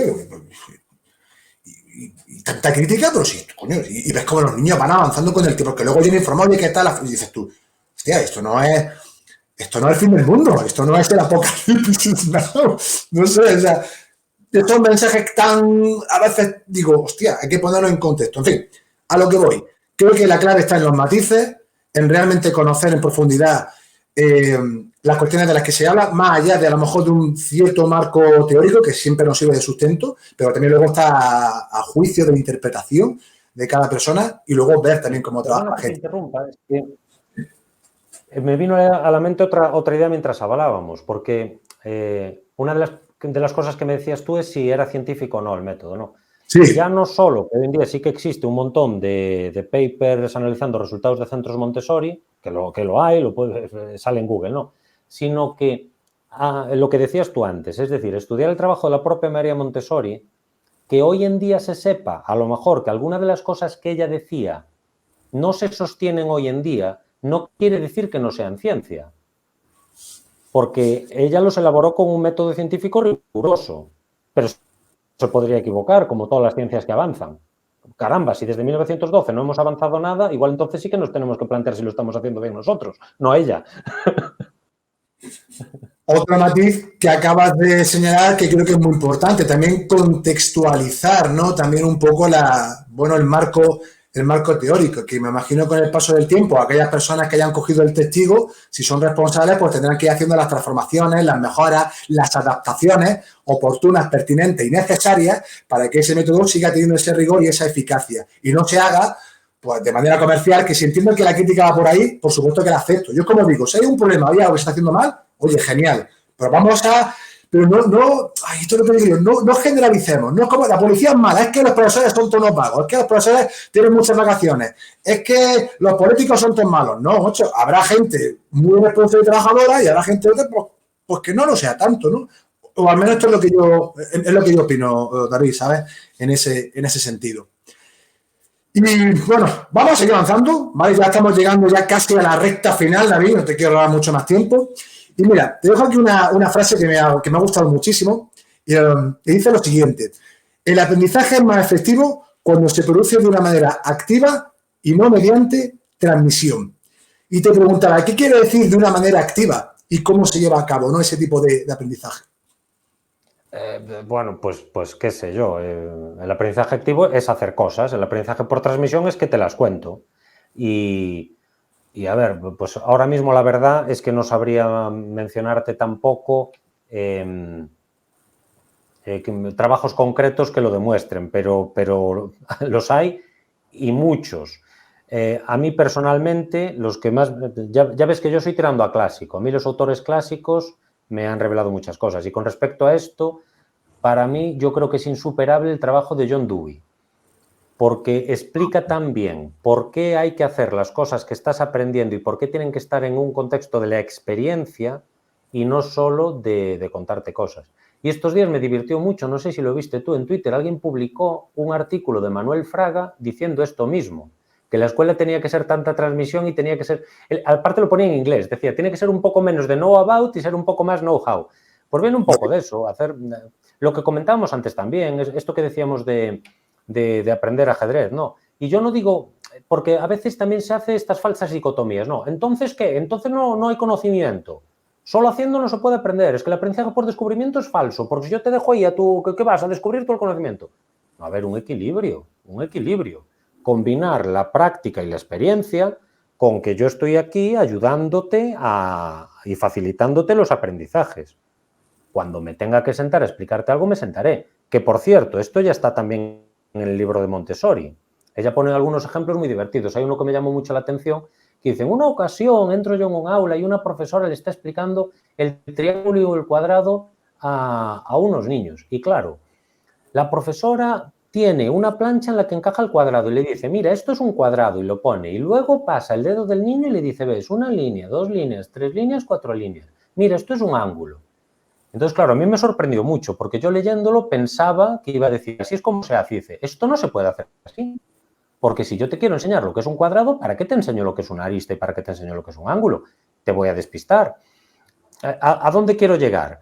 Que Montessori define muy bien cómo yo te pongo una experiencia delante que tú vas a vivir, pero cuando hace falta te explico una cosa y sobre todo dice una idea muy importante que es lo mejor es que te explique solo lo que necesitas para seguir progresando en tu aprendizaje. Porque si ahora me paro y te hago una charla de 45 minutos sobre los cuadrados, los triángulos y la trigonometría, tampoco va a ser eficaz. Y claro, volvemos un poquito a la forma de organizar las clases, que tú bien sabes que es el método Montessori, que no consiste en unos niños mirando al frente y escuchando una lección, sino que más bien son zonas de trabajo, rincones de trabajo, con niños y niñas de diferentes edades, que Exacto. Están trabajando por sus intereses y por la actividad y no por la edad que tienen.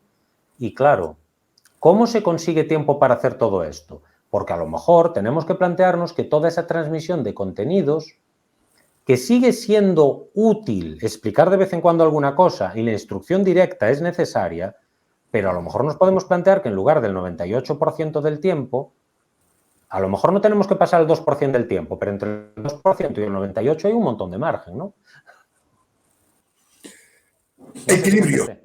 Sí, has contestado perfectamente. Además, por ejemplo, al final has señalado autores para apoyarte en ello. Y, bueno, una de las máximas también que yo considero es buscar ese equilibrio. Habrá veces que el entorno, el contexto, los niños y las niñas que tengamos enfrente, creo, tú corrígeme, en base a una evaluación inicial, a sus necesidades, a sus conocimientos previos, a todo ese tipo de cuestiones, también se van diseñando, ¿no?, ese tipo de actividades y nuestra propia práctica, ¿no?, educativa. Y se van equilibrando. Yo, desde luego, que no estoy en contra, vamos, de los contenidos en absoluto. Me parece fundamental y cuanto mayor conocimiento se tenga en algo, yo creo que esto es un axioma. Corrígeme si me equivoco, o sea, yo creo que esto todo el mundo está de acuerdo. Ahora bien, hay otros elementos. Yo preguntaba incluso que si el hecho de ser erudito también llevaba a tener otras habilidades como tener carisma, saber transmitir información, no sé, respeto, habilidades intra o interpersonales, etcétera, etcétera, etcétera. Y esa creo que son otro conjunto de elementos, de variables o de valores, por llamarlos de alguna manera, que también forman parte de ese conglomerado, ¿no?, a la hora de enseñar.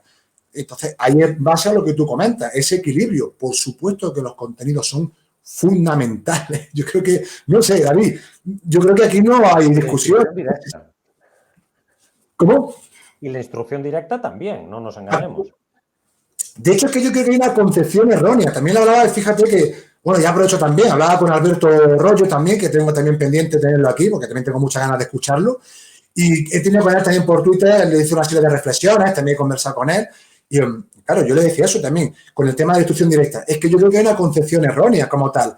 Es lo que tú comentabas antes, claro, si la extrapolamos a hace 40 o 50 años, que a lo mejor la gente lo tiene asociado al profesor, que yo lo viví, ojo, una hora hablando o una hora para que tomáramos apuntes, durante una hora, una clase, todos los días tomando apuntes. Eso me ha pasado a mí en el instituto, tengo que reconocerlo, no con todos, pero sí con algunos. Y no te voy a decir si era mejor o peor profesor, no voy a entrar a valorar. Simplemente el hecho de que yo hacía eso.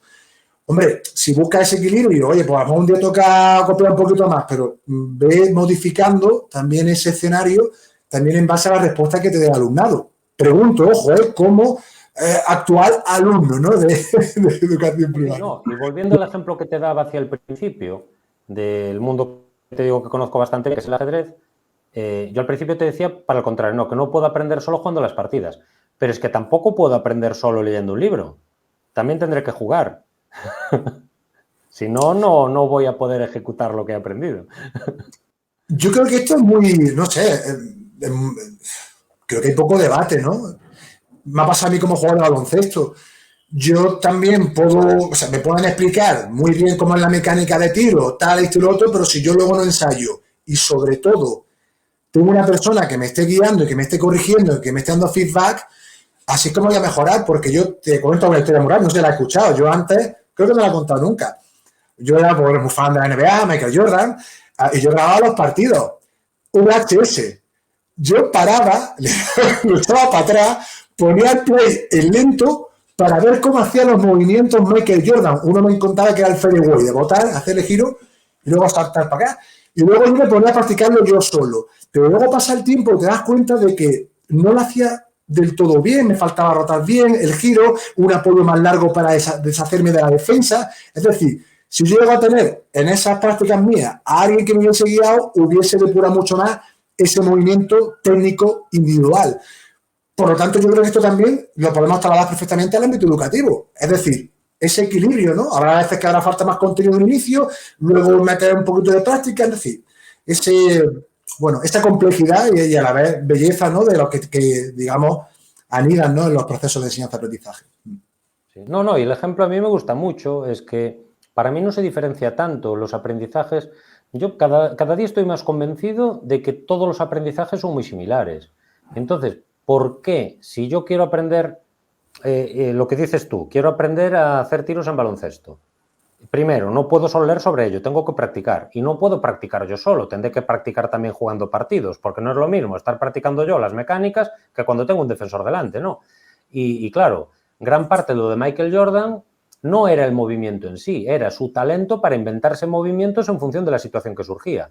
Y eso, sin la práctica, no va a suceder nunca. Eso yo no lo puedo transmitir. Yo te puedo haber transmitido un conocimiento inicial, pero todo este buen hacer que tiene luego se genera con la práctica. A ver, con la teoría también. Pero ¿a dónde quiero llegar yo? Que a lo mejor las clases no son tan diferentes. Y si tú piensas el porcentaje de tiempo de teoría para aprender a jugar baloncesto, yo no sé por qué es diferente del porcentaje de teoría que hace falta para aprender matemáticas. Desde mi punto de vista, deben ser muy similares. Aquí sí que ya no tengo artículos para citar. Es una idea personal, ¿eh? Sí, pero al final, bueno, digamos, para cerrar un poco el asunto, es el tener la habilidad, ¿no? Y tener la capacidad, ¿no? De saber, pues, buscar el equilibrio entre teoría y práctica, ¿no? Teniendo en cuenta que la práctica es el momento donde realmente vas a ver si ese conocimiento mayor o menor, ojo, que también dependerá de muchas cosas, o ese aprendizaje lo sabes ejecutar, o lo sabes llevar a cabo, lo puedes poner en práctica, o ves que realmente lo has adquirido, ¿no? Y por eso digo, abogo, siempre equilibrio, mesura, es muy complicado esto, por lo que me doy cuenta, por lo que escucho a todos, pero al final hay estrategia, tenemos herramientas, hay conocimiento, hay investigación, sobre todo mucho al respecto, que nos ayuda. No hay recetas mágicas, eso lo tengo clarísimo, no hay ninguna receta mágica, pero sí investigación que nos puede ayudar a realizar nuestra práctica docente con una mayor probabilidad, vamos a llamarlo de éxito, ¿no, David? Sin poner que esto es perfecto, no es perfecto, o sea, y cada contexto es diferente también. Sí, simplemente, solo matizar, que estoy de acuerdo, ¿eh? Simplemente matizar que, vale, equilibrio, pero lo que yo quiero transmitir es que yo estoy convencido de que el equilibrio cae muy a favor del aprendizaje activo con respecto al transmisivo, es decir, que hacen falta los dos, pero el transmitivo tiene que ser un porcentaje tirando a residual, eso es lo que yo opino. Entiendo, sí, totalmente. Pues vamos a seguir avanzando, ya estamos casi terminando estas preguntas iniciales, y ahora sí, David, nos metemos de lleno, suenan redobles, en el mundo de las calificaciones. Calificaciones sí, no, depende, explícame por qué. Calificaciones no, esta pregunta es muy fácil, calificaciones no. Y aquí ya no es mi experiencia vital ni lo que yo he vivido, sino que también lo que yo he investigado al respecto de, bueno, lo que yo he investigado no, lo que he leído en las investigaciones confirma que no aportan nada al aprendizaje. Cada vez que se estudia el tema, lo que es el numerito no aporta nada. Se aprende más cuando no hay número que cuando hay número. Y cuando combinamos, el problema que hay, esto también lo ha estudiado mucho el equipo de Dylan Wiliam. Lo que han averiguado es que cuando hay feedback formativo y número, una vez que hay número, el feedback formativo desaparece. Esto una vez también me lo explicó muy bien, ya no recuerdo quién, lo siento para quien me lo haya explicado porque no lo recuerdo. Que cuando una frase tiene un pero, tú ya solo escuchas lo que pone después del pero. Por ejemplo, te dicen, Iván, tú eres un gran profesor, pero, yo qué sé, nos vamos a inventar... Es que claro, profesor... Tú eres un gran jugador de baloncesto, pero este movimiento que haces deja un poco que desear. No, tú te vas a quedar con eso. A ti te da igual lo que te han dicho antes del pero. La calificación es igual. Una vez que yo te doy un número, todo gira alrededor del número. ¿Cuál es el problema? Que la ley de momento nos obliga. Esto, en una ocasión, yo es que tengo una historia con los inspectores muy, muy curiosa. En una ocasión, un inspector me dijo que me iba a obligar a hacer no sé qué. Entonces, yo no sé qué me salió de dentro y le contesté, hombre, tú me puedes decir que lo haga, obligarme no. Y aquí es un poco lo mismo. A ver, la normativa nos dice que pongamos notas. No es que nos obligue, es que no me sale un verbo, es que nos insta a hacerlo, nos da el mandato de hacerlo, no nos obliga. Pero yo comprendo que la mayor parte de las personas preferimos cumplir la ley antes que buscarnos problemas. Eso sí, para esto es imprescindible mencionar a Quique Guerrero. Él lo dice muy bien. Vamos a poner solo las que nos obliguen. Si a mí me obligan a una en junio, ¿para qué diantres pongo una el resto de los trimestres? Si mi autonomía me obliga a poner una por trimestre, pongo las de los trimestres, pero no pongo las otras. Y yo voy más lejos aún. Los últimos años que yo estuve de tutor, la nota únicamente iba en el papel. Yo ni hablaba de ella. Yo tenía mi evaluación formativa verbal y detrás iba el boletín. Y yo les decía, estas son vuestras evaluaciones. Y detrás hay un papel que la administración me obliga a darte. Pero no sé muy bien qué significa. Me han obligado a poner los números ahí, pero para mí no significan nada. Al principio causaba mucha inquietud, pero ya te digo que yo estuve en el último centro que estuve de tutor de primaria, estuve 6 cursos seguidos. Ni siquiera me duró el primer curso hasta que la gente se acostumbró. Fue unos 4 o 5 meses y después ya no tuve más problemas y lo hacía así siempre. Es decir, que aunque nos obliguen a poner el número, nosotros podemos conseguir que sea una cosa totalmente accesoria a la que nada hace caso. Igual que hacemos con otras cosas. ¿Qué hemos hecho con las competencias? La ley nos obliga a utilizarlas, pero hemos hecho que no tengan ninguna importancia y las metemos debajo de la alfombra. Caramba, pues hagamos lo mismo con las calificaciones, ¿no? Es decir, si no me dan soluciones, si toda la investigación me dice que no sirven para nada, oye, si yo en mi libertad decido no estar de acuerdo, las uso. Yo me refiero a todas estas personas que te dicen es que las calificaciones solo me dan problemas, es que no sé hacer con esto, es que no entiendo por qué esta media no sé qué. Cuando me causan un problema, pues las eliminamos. Hago solo las que me obligan y las aparco ahí y que nadie sepa. Y bueno, como decían en la película, y eso es todo lo que tengo que decir sobre este asunto. Y eso es todo, amigos. Sí, yo creo que hay un cambio, bueno, se está generando ya, ¿no? Un cambio de paradigma en ese sentido, ¿no? De calificación sí o no. Yo también he leído mucha investigación a la que tú te has referido, ¿no? Y concretamente de Dylan Williams también, ¿no? Incluso, cuento una anécdota muy rápida, que, por ejemplo, también en mi facultad, una vez saqué el tema de la calificación, o de que se ponía, y luego ponía la calificación y el feedback, y la gente, pero todo, David, a lo mejor quizás uno que no dijera nada, pensé al contrario, pero todos los que lo manifestaban iban todas las notas. ¿Y qué he sacado? ¿Y qué he sacado? ¿Y qué tengo? ¿Y qué tengo? Y se olvidaban del feedback cualitativo, que es, digo, pero sí, digo, chavales, pero si esto es lo que interesa realmente, es lo que es susceptible de mejora. Lo que pasa es que como lo tenemos tan arraigado, y para que luego el sistema depende de la nota, porque, por ejemplo, nosotros, tú lo sabes, cuanto mayor nota de expediente tengamos, pues mejor luego de cara a la posición, etcétera, que también luego el sistema es el que hace que también le damos esa importancia a la calificación. Hablo de estudios aquí universitarios, ojo, no hablo de primaria. Pero creo que esto que señalas tú, que yo coincido, y no solo que coincide, sino es que leo la investigación. Y si la investigación dice eso, diré, oye, vamos a escuchar, por lo menos vamos a intentarlo, ¿no? Vamos a hacerle caso a ver qué resultados nos da. Por lo tanto, me parece muy interesante lo que comentas. También mencionar a Quique aquí, como sabe, un saludo, y tenemos mucha aprecio a Quique.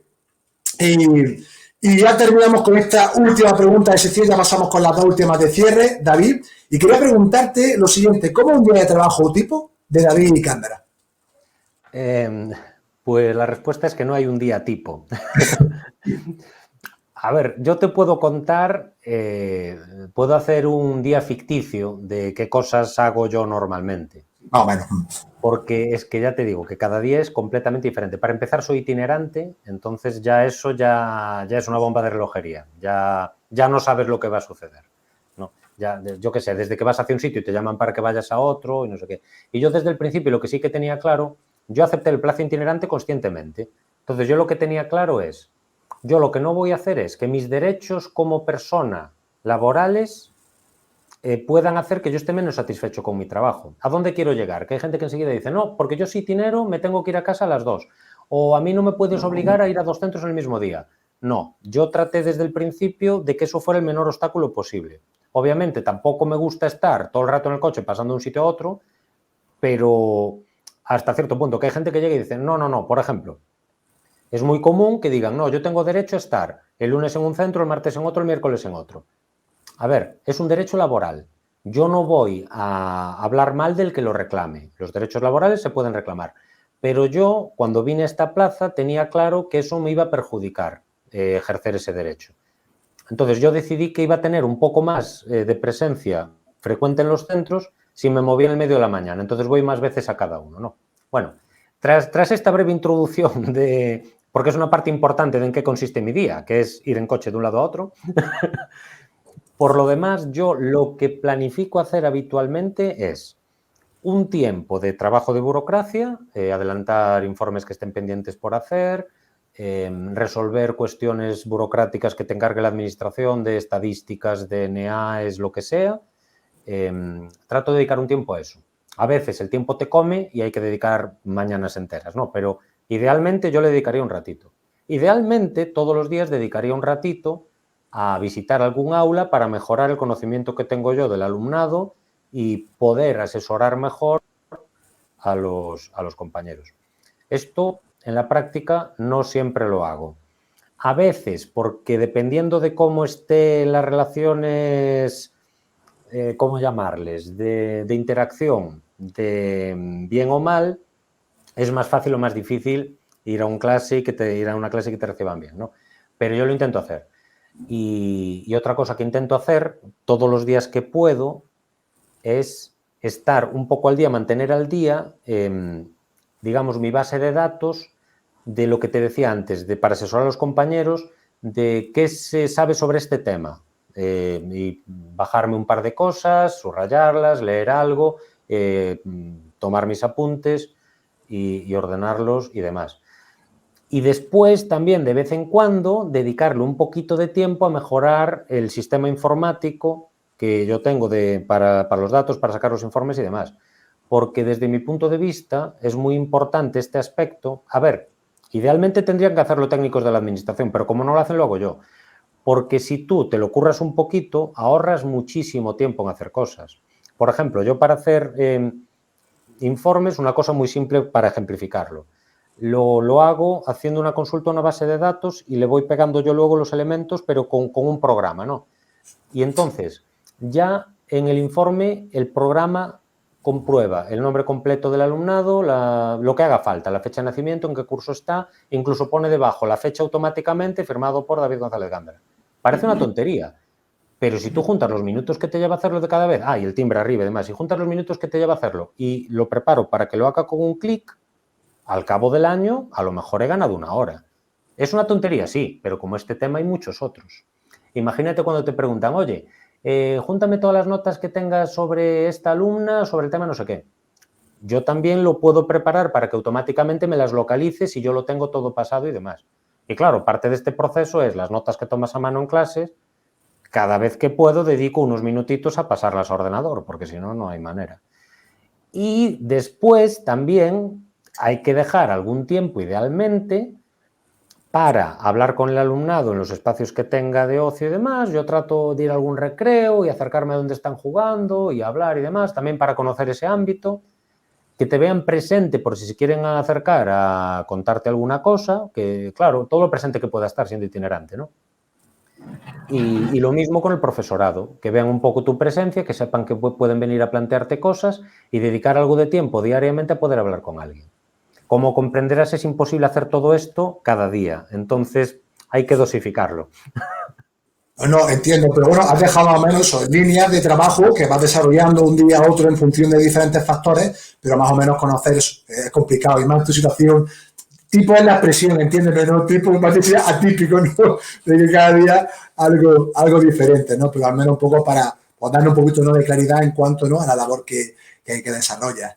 Y David, ya si estamos terminando, ya en las preguntas de cierre que siempre formulo.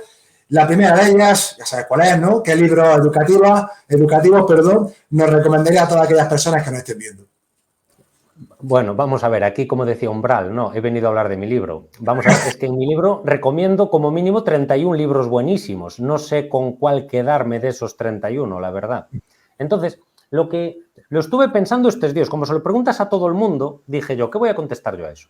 Entonces he decidido una cosa un poco rara. Para no volver loca a la gente, le recomiendo que mire los 31 que recomiendo. No hay que comprarse el libro, ¿eh? En mi página web, dggandara.eu, está todo el contenido del libro por ahí en episodios y recomiendo los libros también. A ver, y tampoco son misteriosos. Son John Dewey, María Montessori, Dylan Wiliam, Mary Linscoe y toda esta gente, ¿no? Y entonces lo que voy a hacer es insistir en una recomendación que ya ha hecho alguien, para ver si insistiendo varios de nosotros la gente se lo lee, porque creo que es muy necesario. Lo voy a enseñar ya sabes que me gusta el visual thinking, y para fijar ahí el elemento visual del libro, ¿no? Fantástico. Te esperamos aquí. Y yo aprovecho ya. Lo tengo, no, está aquí. Perfecto. Lo tenía cerca, a ver si se ve. Mira, ahí lo tenemos. Ahí está. Differentiated Classroom de Carol Ann Tomlinson. Hay la edición en español, que también se puede leer. A ver, yo a todo el que pueda leer en inglés le recomiendo que se lean el original, pero hay edición en español. En español se llama Lo recomendó alguien ya. Por eso digo, debió ser Susana, me parece, cuando hablo de altas capacidades. Me parece que recomendó este libro. Sí. A mí me da Sí, bueno, creo que se llama El aula diversificada en español. Yo a veces me equivoco, como aquí se llama differentiated, yo a veces en español digo el aula diferenciada, da igual, el aula diferenciada y diversificada. Y lo recomiendo primero, ya veis, yo en vez de subrayar, yo tengo una especie de manía de que un libro subrayado hay gente que le encanta. Para mí los libros son tan sagrados que no escribo nada en ellos. Yo pongo post-its. Entonces mirad cómo lo tengo por aquí. Entonces no escribo nada. Además, yo tengo estas obsesiones raras. Yo creo que si lo subrayo, después hay cosas del libro que ya me pierdo para siempre, porque solo voy a lo subrayado. Mientras que el post-it los quito todos y lo puedo leer fresco otra vez. Un libro subrayado ya no se puede leer fresco, lo tendría que comprar de nuevo, ¿no? Pero bueno, no me meto, cada uno tiene sus manías con los libros, no. La mía es esta. Entonces, este libro, como veis, es muy finito, se lee enseguida y es una colección de ejemplos prácticos de clase de cómo llevar a cabo la inclusión. Son súper realistas, muy concretos, a cosas sencillísimas, y en esta es un poco esta recomendación porque, como os digo, el mayor reto que yo creo es la inclusión educativa. Por eso quiero incidir en recomendar este. Qué bueno, pues nos apuntamos esa y también me la apunto yo, por cierto, para adquirirlo y también leerlo. Y ya ahí la última pregunta de todas, y es la siguiente, ¿no?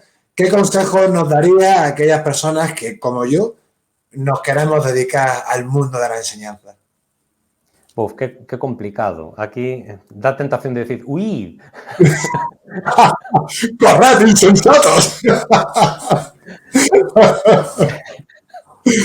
Pero no, yo creo que también más o menos es lo que ha dicho todo el mundo, mantenerse escuchando, no solo, como dices tú, escuchar a la gente que ya lo hace para aprovechar lo que te parezca aprovechable y no aprovechar lo que no te parezca aprovechable, sino también escuchar mucho al alumnado y que no nos olvidemos de eso, escucharlos, tratar de llegar todo lo que podamos a detectar qué cosas pueden necesitar de nosotros y no perder nunca ese espíritu que yo veo que tú tienes ahora y que espero que conserves siempre, de lo que comentábamos antes, de querer mejorar siempre, de siempre tener esa, voy a buscar qué puedo mejorar, qué puedo hacer mejor, porque mucha gente lo acaba perdiendo. Aún esta semana oí muchas veces, bueno, esto ya los jóvenes, yo con la edad que tengo ya está, vosotros los que venís nuevos. No, que intentar no perderlo. Hay gente que ya lo pierde los primeros meses, ¿eh? Yo espero no perderlo, ¿eh? Ya te digo que te confieso, David, que a veces, como ahora llevo ya unos años, ¿no? Con un nivel muy fuerte, ¿no? De curiosidad, de inquietud, de querer aprender, de leer muchísimo, y ahora fíjate con esto, de escuchar a todos los invitados e invitadas. A veces uno entre comillas, de mis miedos, hablando de lo que te decía antes, ¿no? De perderé algún día esta curiosidad e inquietud, digo, espero que no. Entonces, como te decía, también la vida son hábitos y también hay estudios sobre los hábitos, ¿no? Procuro tener hábitos, leer todos los días, aunque sea media hora, que suelo leer más, pero me pongo siempre media hora, al igual que hago con el ejercicio. Ya aprovecho, yo llevo toda mi vida y hago en casa, que no hace falta mucho material, que algún día me gustaría hablar sobre esto, pero bueno, no me quiero enrollar, que quiero hablar sobre ello porque se puede hacer ejercicio físico, que es diferente al deporte, que la gente confunde deporte con ejercicio físico, la práctica de ejercicio físico. Es mi especialidad, entonces eso sí me gustaría algún día divulgar sobre ello para dar claridad y que ya cada uno coja la información como quiera. Pero volviendo a tu pregunta, es no perder esa curiosidad, ese afán de querer mejorar, de escuchar a todas las personas, alumnos, compañeros de profesión, familia, etcétera, ¿no? Yo creo que eso es muy importante, escuchar de una manera respetuosa, asertiva, apreciativa y al final, como tú decías, para coger, oye, me quedo con esto, oye, pues esto no tanto, y creo que es la única manera de que esa fuente de motivación, de curiosidad, se mantenga ahí potente, ¿no? Así que coincido contigo y también con de muchos invitados que han pasado por esta casa, eso creo que es un valor o un consejo, mejor dicho, muy, muy importante. David, pues ha sonado la sirena del partido. Ya hemos llegado al final del partido, al final de la charla, entrevista. De verdad, David, ha sido un verdadero y de verdad un placer hablar contigo. Me he sentido tan cómodo que incluso creo que hablas más de la cuenta, perdóname, de verdad, pero me has motivado a ello.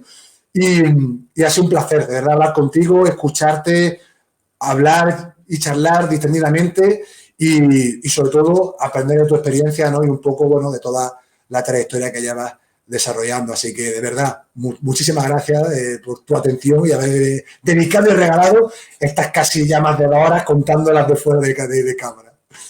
No, a ver, gracias a ti, tanto por contar conmigo como por esto que estás haciendo, porque tú siempre dices, es un regalo para mí.